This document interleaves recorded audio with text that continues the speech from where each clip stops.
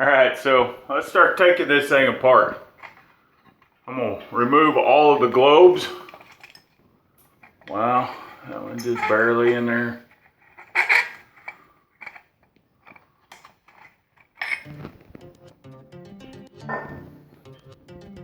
Power off.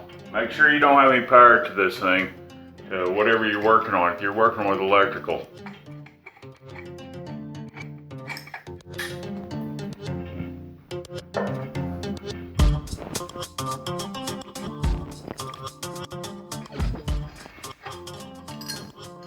I don't even care if I'll lose all of these screws.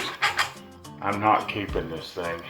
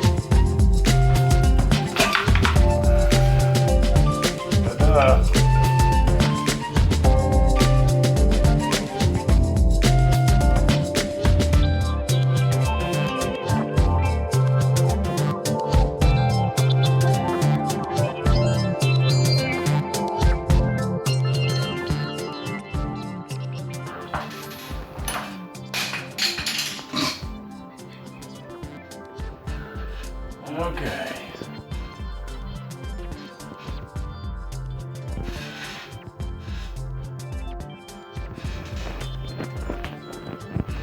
Alright, I'm gonna save my batteries. I'm gonna turn you off. I'm gonna go ahead and get this box taken out. And then what I'm gonna do is I'm going to measure the hole that I've got to cut it out. And then I can see what's up there.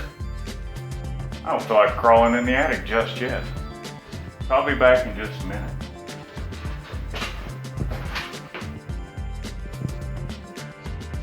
All right, guys, I just wanted to give you a quick tip.